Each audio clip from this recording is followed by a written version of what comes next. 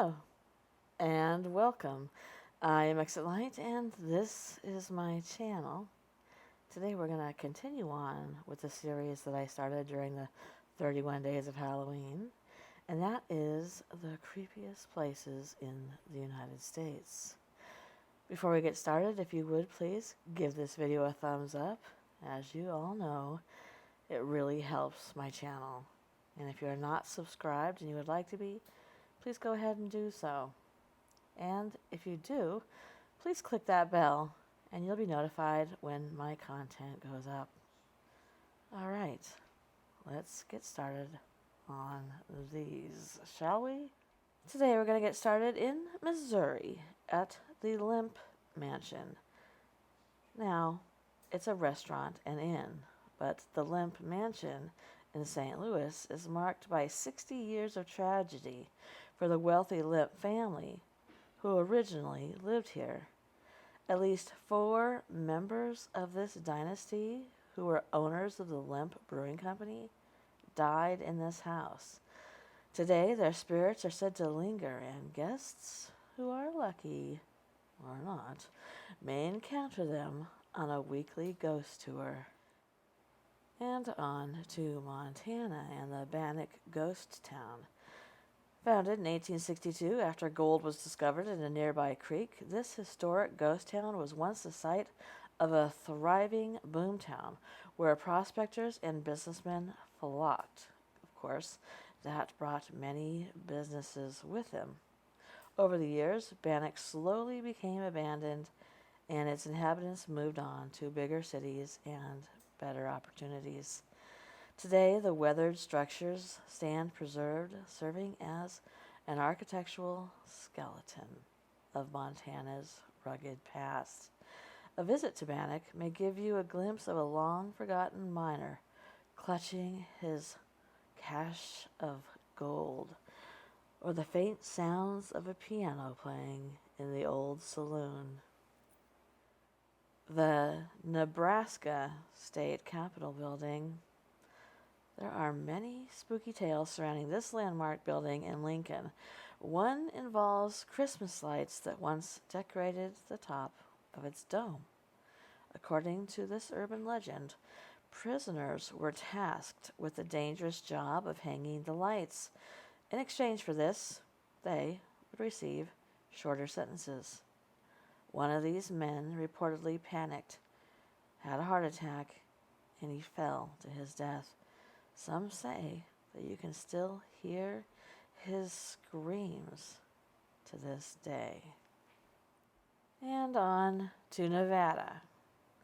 Built in 1907 and renovated in 2011, the historic Mizpah Hotel has retained many things from its Wild West past, including the spirit of a woman murdered on the premises.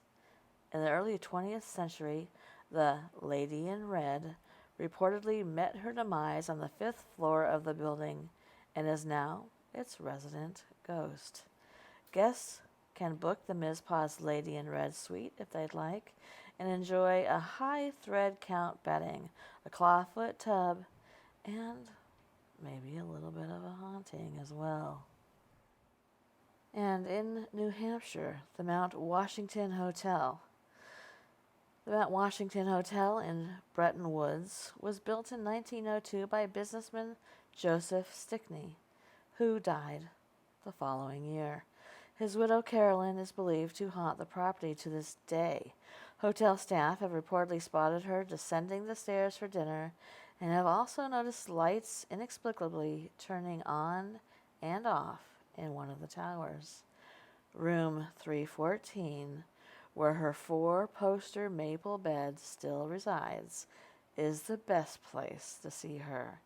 Guests have reported waking up to find a woman sitting at the end of the bed, slowly brushing her hair.